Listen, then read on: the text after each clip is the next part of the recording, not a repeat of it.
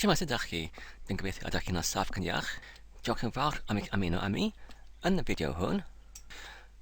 Fer o blaen, rydyn ni nawr yn barhau gyda'r datblygiad o'r app wefan GemStoriAp. Yn y fideo olaf, rydyn ni wedi creu y testyn flwch ar gyfer yr mynembynad o'r testyn ar gyfer y defnyddwyr i mewnbynnu y brawddegau ar gyfer yr geriau newydd. Ac hefyd, rydyn ni wedi creu yr botwm ar gyfer yr ychybiad o'r testyn. Nawr, mae hyn amser i adolygu y rhestr o bethau i wneud. Y gyntaf doddiad yw i creu botwm i gasglu geriau gwedillwyd ar gyfer rhestr o eriau and adnabyddus ac yw arddangos nhw ar y ail dudalen. Ac rydyn ni wedi creu hynny yn y fideo olaf. Felly, fe allwn ni yn troi yr arwythnod stwnch i'r dyddiad heddiw, sef yr rhythm 22 ymys 5 ar dyddiad trydydd, ynglyn at yr ail dyddiad, sef i creu tar tudalen ar gyfer y tricham. Yn gyntaf, i dewis geriau anwybodus, yn ail, i ymgyfarwyddo gyda'r geriau newydd, ac yn trydydd, i ffurfio y brawddegau ar gyfer yr geriau newydd. Ac dwi'n meddwl, fe allwn ni'n troi y stwnch hefyd i'r dyddiad, achos na fod y tar dudalen ar y foment yn gweithio yn berffaith, ond ma'n fod wedi ei chreuwyd. Felly, dwi'n mynd i troi y stwnch i'r dyddiad, fel hyn, ynglyn at y trydydd doddiad, sef i creu botwmau ar gyfer diwylliad o eriau newydd. Wel, dwi'n meddwl mae'r hyn yn cyferio at yr dudalen gyntaf, lle mae'r defnyddwyr yn gallu dewis yr eriau trwy'r yn clicio arnynt. Felly mae'r doddiad hyn yn gallu troi yn dyddiad hefyd, fel hyn. Ac ynglyn at yr olaf doddiad, sef i creu rhyw ffordd ar gyfer defnyddiwr i creu brawddegau o'r diwylliad o eriau newydd. Wel, dwi'n meddwl, rydyn ni'n yn dal yn adeiladu neu datblygu swyddogaeth hon. Felly, dwi'n mynd i ar y foment yn gadael yr doddiad hwn fel stwnch. Felly, dwi'n mynd i symud yr tar llinell yn uchod i'r rhestr o rhain sydd wedi ei cwblhau fel hyn. Nawr, wedi gwneud hyn, rydyn ni gallu ychwanegu y bethau nesaf sydd angenrheidiol i wneud. Y gyntaf beth yw, mae'r ar y foment yr 43 o eriau yn ormod i ffurfio brawddegau ohonynt. Felly, rydyn ni'n gallu gyfyngu yr nifer o eriau ar y rhestr i rhywbeth fel 20, fel hyn. Wedyn, pan mae'r defnyddwyr yn ysgrifennu gair oddi wrth y rhestr, rydyn ni'n gallu godynnu mas y ger hwnnw oddi wrth y rhestr, fel hyn. Wedyn, yn ychwanegol i'r botwm i achub mewnbyniad oddi wrth yr defnyddiwr, rydyn ni'n gallu achub y ffel yn hunan symudol neu hunan weithredol trwy'r ar gyfer pob un enghraifft 20 o arwythnod mewnbynwyd gyda'r defnyddiwr i achub y ffel yn hunan weithredol, fel hyn. Ac wedyn, pan mae'r defnyddiwr yn gorffen y gwaith i creu brawddegau neu storiau oddi wrth yr rhestr o eriau i llawrgweithio yr holl gwaith i'w gyfrifiadur, fel hyn. Ac dwi'n meddwl mae'r hyn yn ddigon ar gyfer nawr. Wel, cawn ni mynd i drefnu y gyntaf doddiad ar gyfer y cyfyngiad o'r rhestr o eriau ar yr trydydd dudalen I fod hyd at yn unig ugain, mae angen I mynd yn ôl i'r gyntaf dudalen, fel hyn.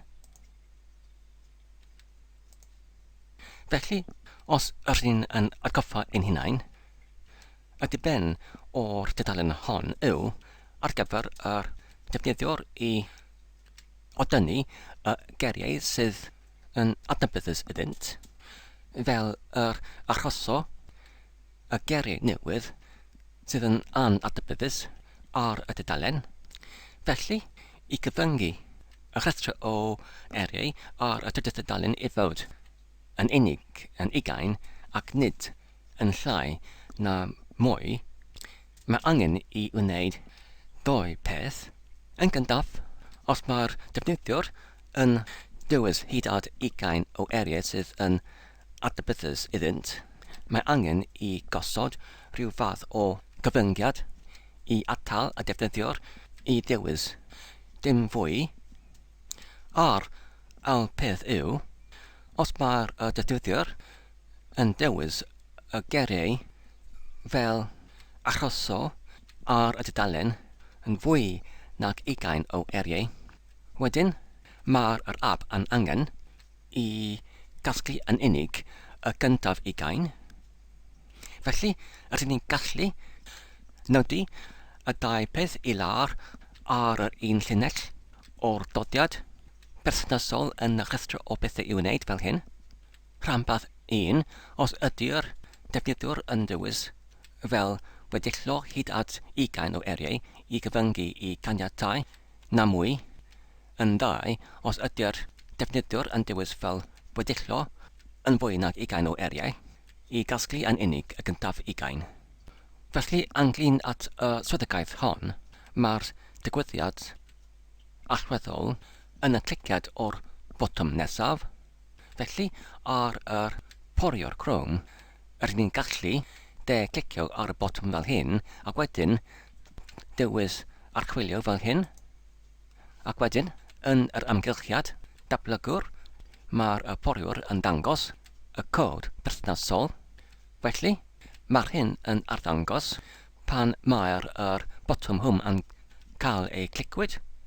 Mae'n galw ar y ffwythiant dudalen nesaf. Ac wedyn, os rydyn ni'n edrych ar yr cod ar gyfer y dudalen nesaf fel hyn,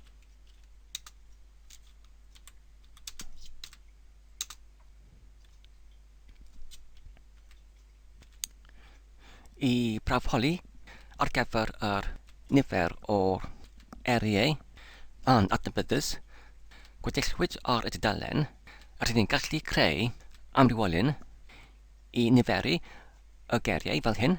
Felly mae'r enw yr amrywolyn hyn yn galw niferiad, ac fan yma, pob tro y mae'r doleniad yn dod I hyd o gar sydd yn dal yn arddangos ar y dudalen, mae'n cynyddu yr amrywolyn hyn gyda'r 1.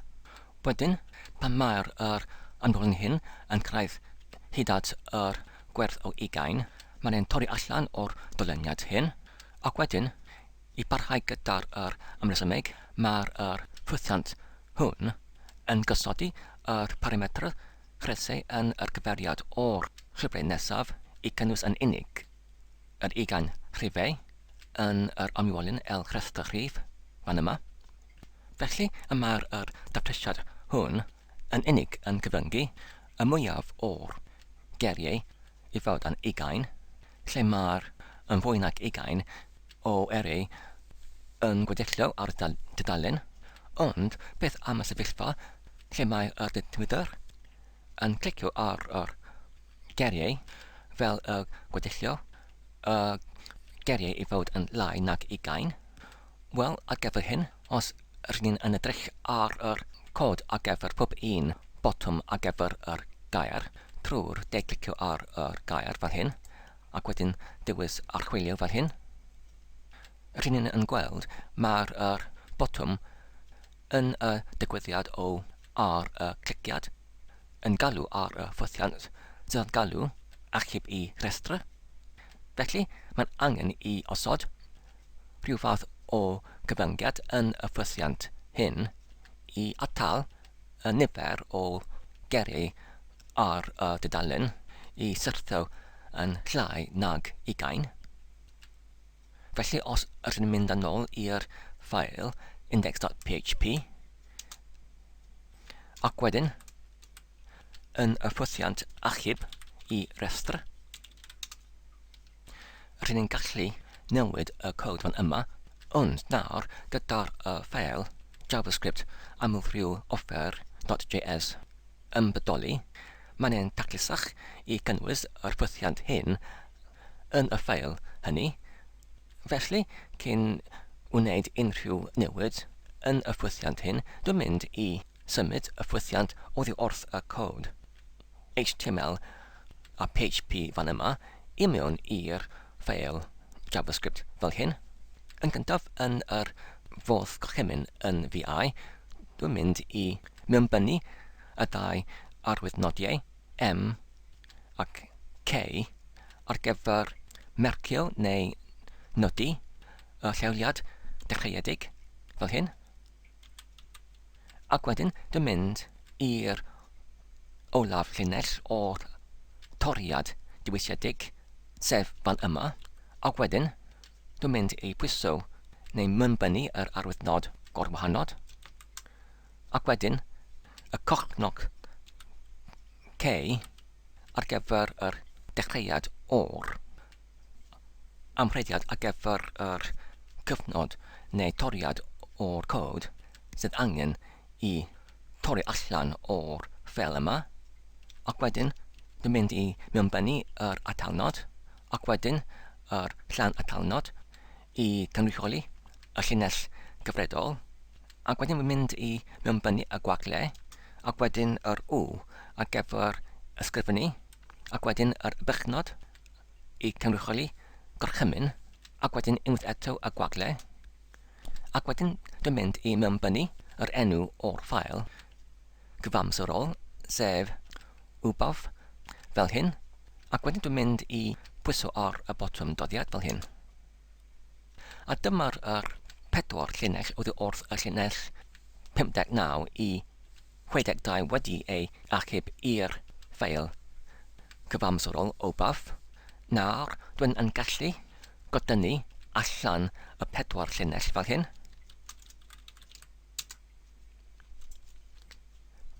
Ac hefyd, oherwydd does dim angen nawr ar gyfer yr 2 llinell 58 a 59 ar gyfer yr adran ar gyfer yr JavaScript, dwi'n mynd I godynnu y 2 llinell hyn hefyd fel hyn. Nawr, dwi'n mynd I achub y ffeil ac I agor yr ffeil JavaScript amlrhyw offer fel hyn. Wedyn ar y diwedd o'r ffeil yma, dwi'n mynd I bastio mewn yr cymwysiad o'r ffeil gyfamserol trwy defnyddio y gorchymyn VI fel hyn. Gyda'r fach lythren yn cynrychioli yr gorchymyn darllen ac wedyn yr enw o'r ffeil gyfamserol fel hyn. A dyma'r ffwythiant oedd wedi ei torwyd allan yn cynerach.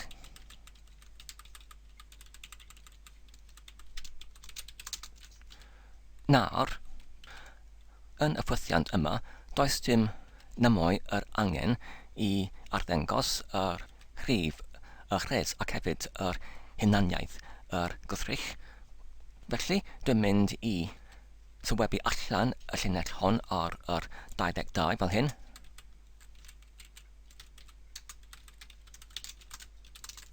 Hefyd, dwi'n mynd I namun nifer 1 oddi wrth yr amrywiolyn hollbydol sydd yn galw rhywbeth fel eg nifer geriau.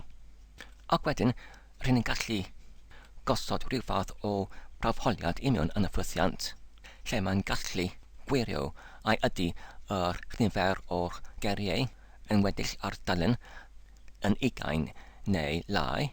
Os ydy, wedyn, I wahardd a defnyddiwr I odynnu dim namwy oddi wrth y dudalen fel hyn. Yn yr amrysmig hwn, mae'n dweud, os ydy'r nifer o geriau yn gyfartalu neu lai nag 20 I effro y neges, da chi wedi godynnu y mwyaf cyfanswm o eriau, os yn angen I wneud yr gair ar y dudalen I ddiflannu.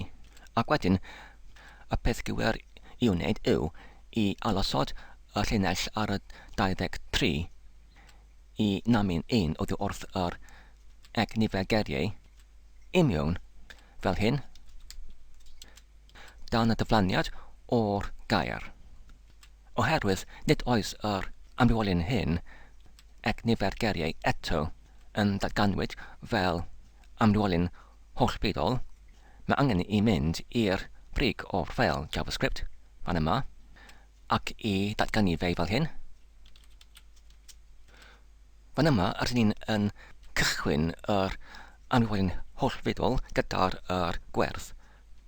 Dy ddim, ond os ydych chi'n yn cofio, mae'r nifer o geriau ar y dechreuad angen I fod yn 50, oherwydd rydyn ni'n ar y dechreuad yn arddangos 50 o eri ar y dudalen.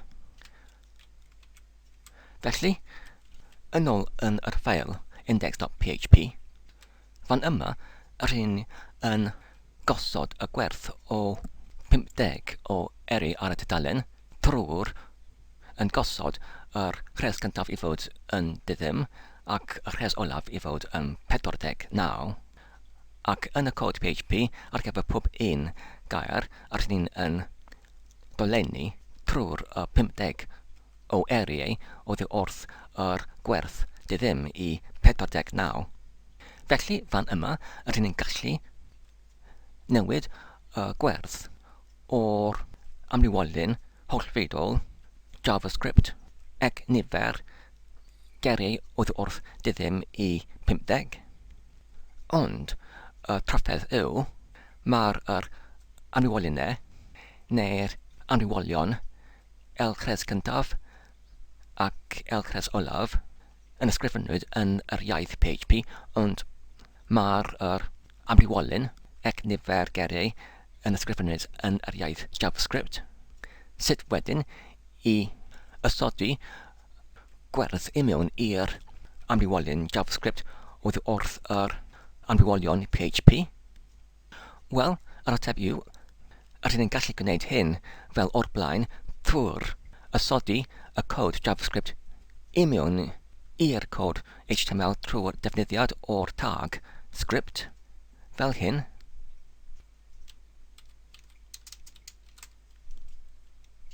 Fan yma ar y llinell 50, rydyn ni'n yn cydadodi yr adran ar gyfer y cod JavaScript yn y cod HTML I mewn i'r amrywolyn HTML str ac yn y adran hwn rydyn ni'n yn ysodi yr amrywolyn JavaScript hollbydol en nifer geriau I gyfartalu I ac wedyn yn defnyddio yr arwythnod llawn atalnod I mewn yn yr cod PHP rydyn ni'n yn namin yr amrywolyn PHP elchres gyntaf oddi wrth yr amrywolyn elchres olaf ac wedyn yn ychwanegu yr nifer 1 I alchbynnu y nifer o'r rhesau rhwng dyddym a 49 a gyda'r arwythnod llawn atalnod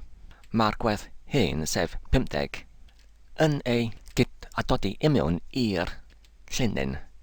Yn y cod PHP sydd yn cael ei ymdrin fel cod JavaScript achos mae'r llinyn hwn tu fewn y tagiau ar gyfer yr sgript yn y cod HTML fel hyn.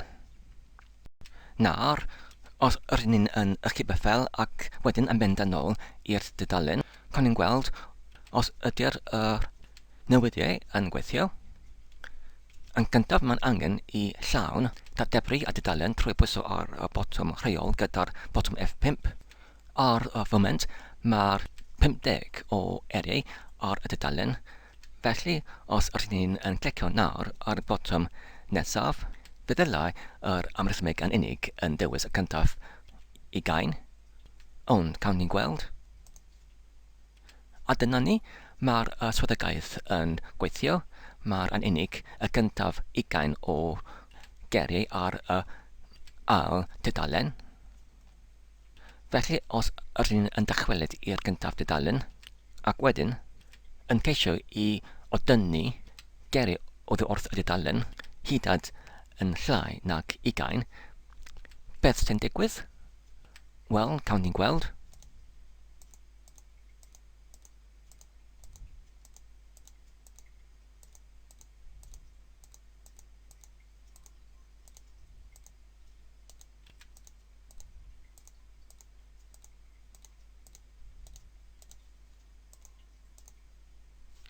A dyna ni. Mae'r effrywad hwn yn arddangos sydd yn dweud ydych chi'n wedi godynnu y mwyaf cyfamswm o eriau. Ac mae'r 20 yn arddangos yr tudalen.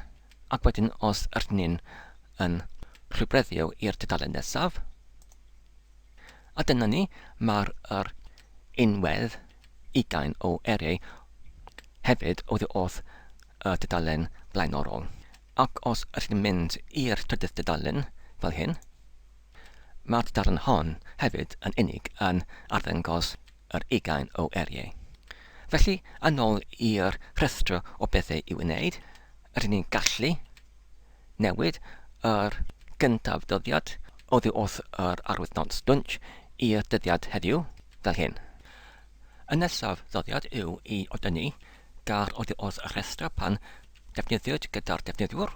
Felly, yr ystyr o hyn yw pan ydy'r defnyddiwr yn mewnbynnu y cymwysiad i mewn yn y blwch fel hyn.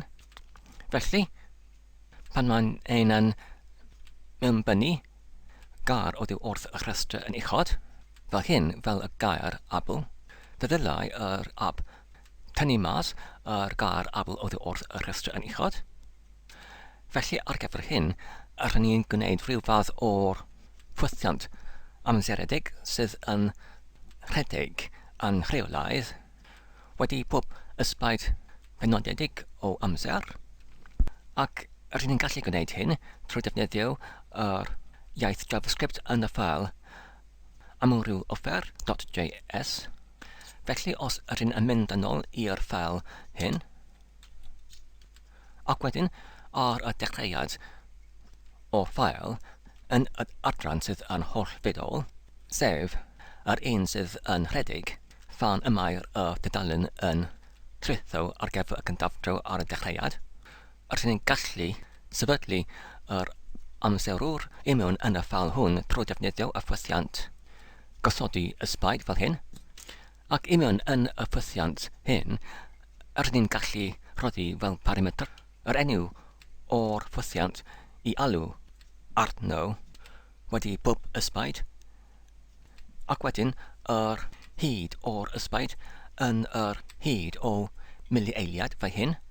Felly, fan yma, mae'r ffwythiant ysodi ysbaid yn rhedeg ar ôl pob 10,000 o milieiliad, sef 10 eiliad, ac mae'n galw ar yr ffwythiant sydd yn galw rhedeg pob tro, ac mae'r ffwythiant hyn yn cymryd y parametr gyda'r gwerth 10,000 sydd yn cynrychioli yr hyd o'r ysbaid yn y milieiliad.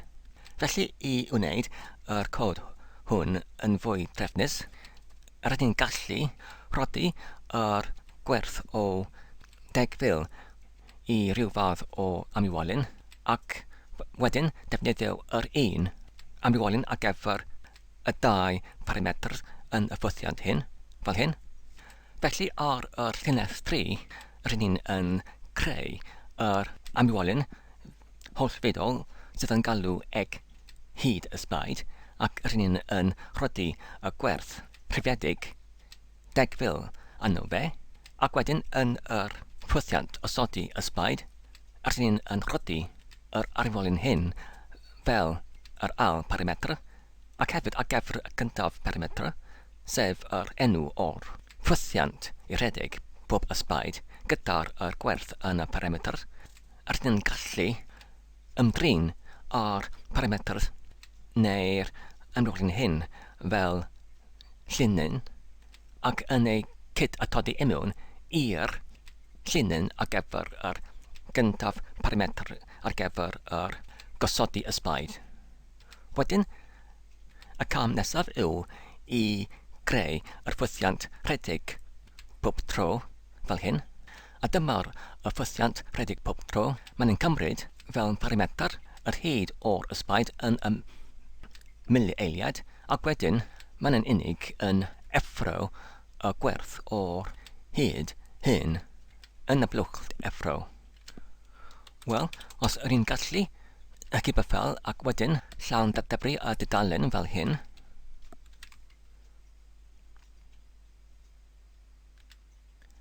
Nawr, os rydyn yn aros ar gyfer y 10 eiliad,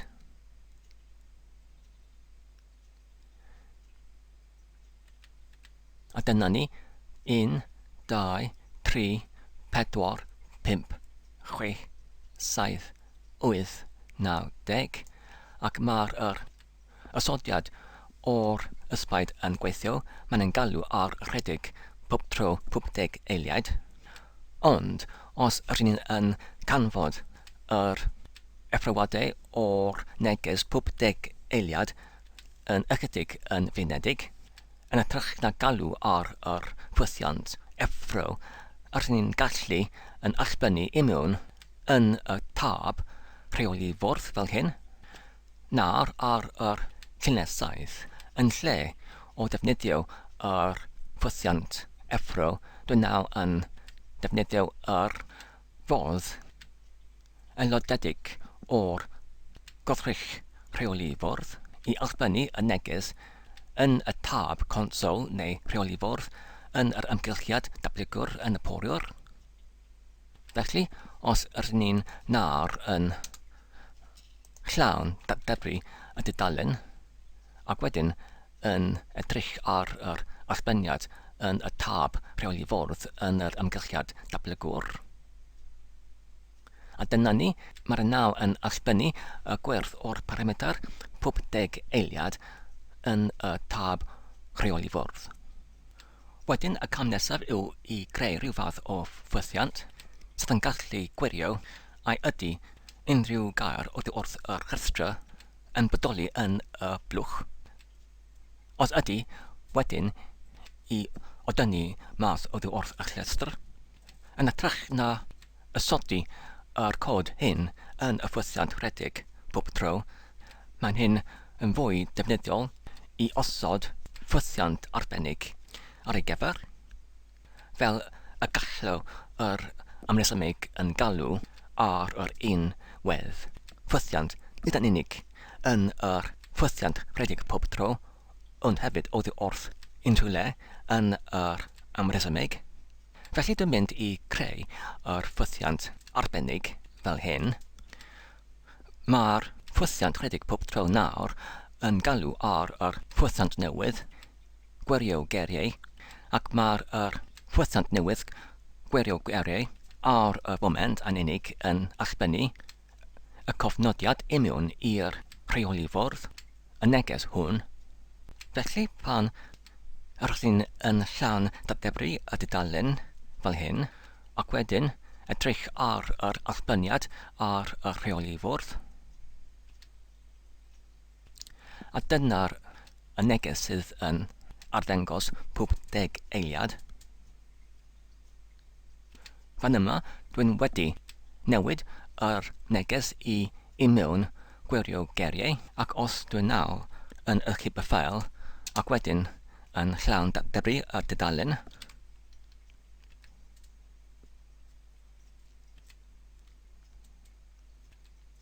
nawr mae'r neges newydd yn arddangos pob 10 eiliad.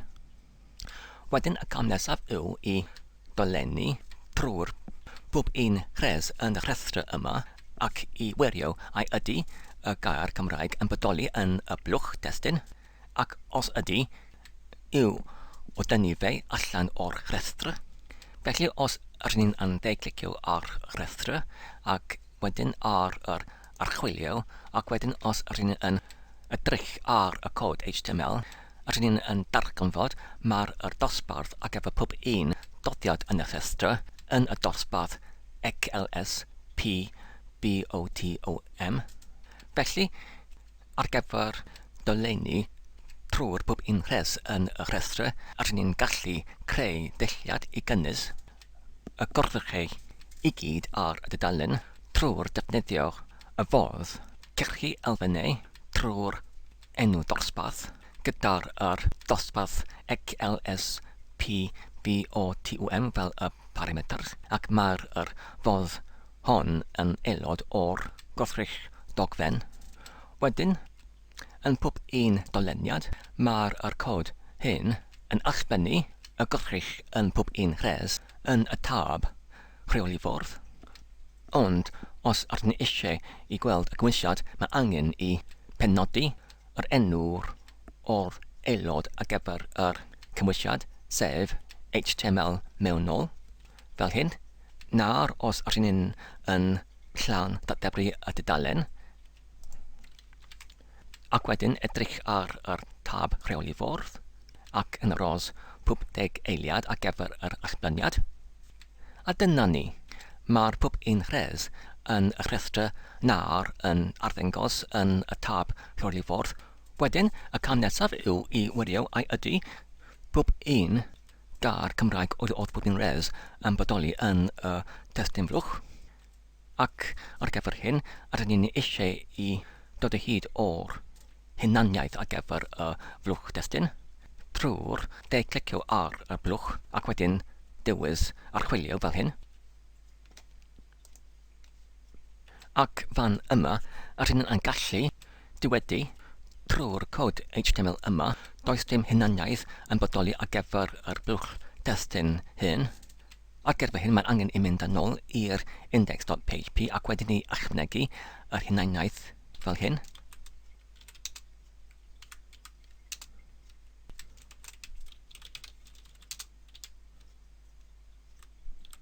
A dyma'r hunaniaeth ar gyfer y blwch testyn hyn, sef txt story. Felly, yn ôl yn yr ffail amlrhyw offer.js JavaScript, rydyn ni'n gallu wirio ai ydy pob un gair Cymraeg yn bodoli yn y blwch testyn. Yn gyntaf, cyn y dechreuad o'r dyleniad o'r gwrthrychau yn y rhestr o eriau, mae angen i greu yr amwylyn i cynnwys y gwrthrych ar gyfer yr blwch testyn gyda'r hunaniaeth txt story, ac mae hyn yn galw txt obj. Wedyn, yn y doleniad, mae angen i wahanu y cymwysiad o pob un llinell i'r tar colofn, ac wedyn i wirio ai ydy y cyntaf colofn yn bodoli yn y blwch testyn, fel hyn. Fan yma ar y llinell 12, rydyn ni'n yn gyntaf yn agenu neu holli y llinell trwy'r y llinyn o dair tanlinellau. Ac wedyn, rydyn ni'n yn creu yr amwylyn newydd ar gyfer yr mynegiad rheolaidd, sydd yn cynnwys y patrwm o slais bach lythren B, ac wedyn y cyntaf colofn o'r llinell, ac wedyn o slais bach lythren B unwaith eto, ac wedyn ar gyfer yr al parameter i penodi y bach lythren I i cynrychioli y dewisiad i adnabyddu modd lythreniad, sef ai ydy yn brif neu bach lythren, i transferfio yr patrwm mynegiad rheolaidd hwn yma i mewn i'r gwrthrych. Mae angen i defnyddio y ffythiant prif lythren R, bach lythren eg, prif lythren bach lythren XP. Ac wedyn, rydyn ni'n prawfholi ar gyfer yr gwrthrych ar gyfer y blwch testyn, sef txt obj, ai ydy y gwerth yno fe yn cyffelybu i'r patrwm neu gwrthrych mynegiad rheolaidd. Os ydy, wedyn, i benodi yr priodoledd o'r dull sydd yn galw arddangos i diddym, fel hyn. Wedyn, yn ôl ar y dudalen i llawn datblygu, Ac wedyn, os ydyn ni'n nawr yn achos am y 10 eiliad ac wedyn mewnbynnu rhywbeth yn y flwch testyn fel hyn ac sydd yn cynnwys yr gar abl. Yn gyntaf, ydyn ni'n gallu gweld mae'r gair abl wedi diflannu oddi wrth y rhestra, felly mae'r amresymig ar y llinell 15 yn gweithio.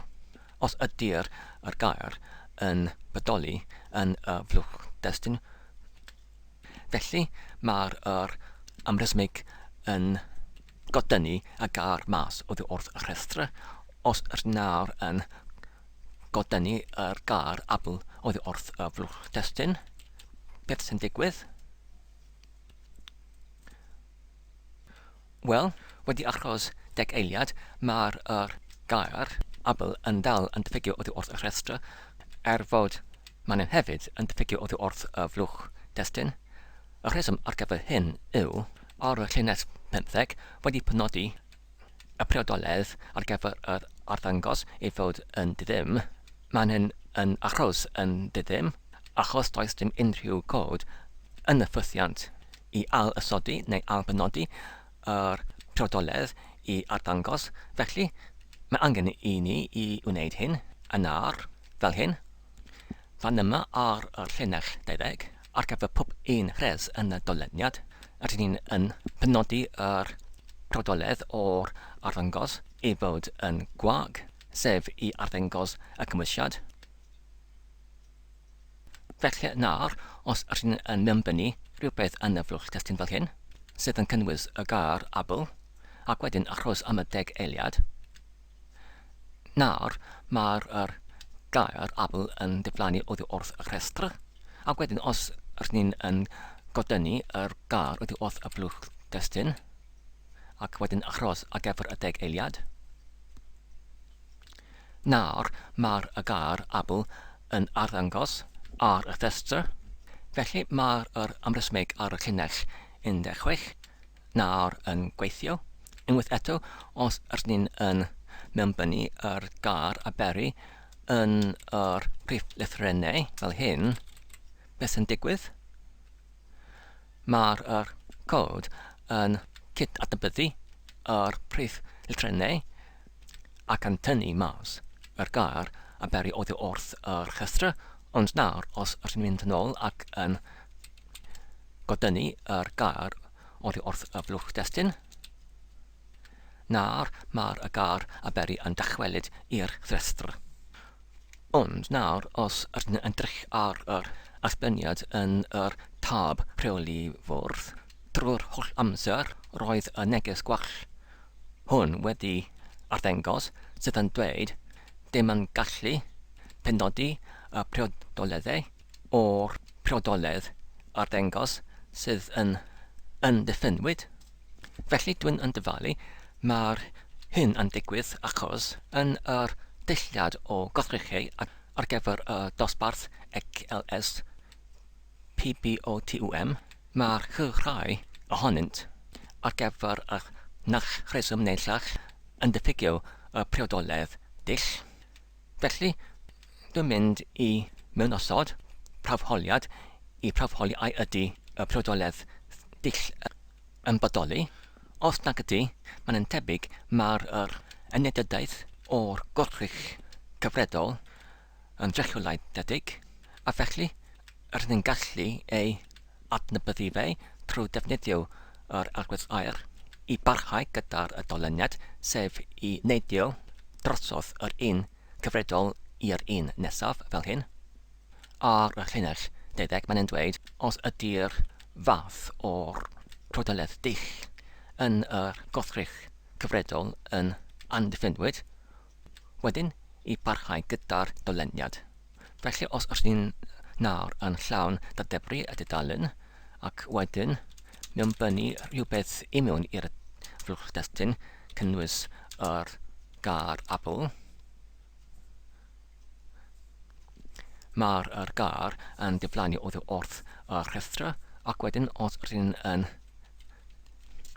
godynnu neu dileu y gair oddi wrth y flwch testyn, wedyn os ydyn ni'n achos 10 eiliad, na'r mae'r gar abl yn dychwelyd i'r rhestr. Ac hefyd mae'r negesion gwall wedi diflanwyd oddi wrth y tab rheoli fwrdd. Wedyn, os ydych mynd yn ôl i'r rhestr o bethau i'w wneud yn y ffeil index.php, y gyntaf dodiad yw i odynnu gar oddi wrth y rhestr pan defnyddiwyd gan defnyddwr, ac mae'r hyn wedi ei cwblhau. Felly dwi'n mynd i troi arwyddnod stwnsh i'r dyddiad 22.05.04, ac hefyd rydyn ni'n gallu symud y llinell hon i'r adran ar gyfer y rhai cwblhawyd fel hyn. A dyna ni i gyd ar gyfer nawr, ond cyn yn mynd mae angen i cefnu i fyny yr cod.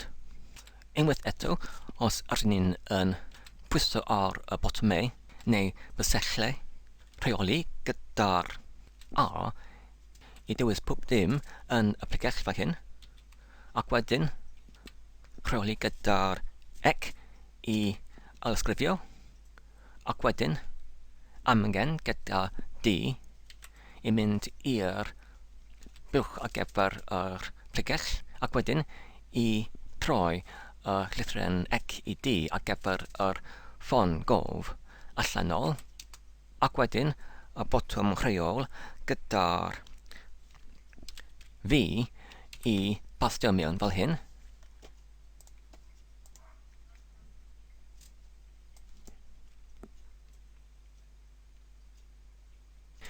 Diolch yn fawr am eich gwylio am y fideo hwn. Dwi'n gobeithio ydych chi'n wedi mwynhau ac ei ganfod yn defnyddiol. Tan y tro nesaf, cadw saff ac yn iach a hwyl.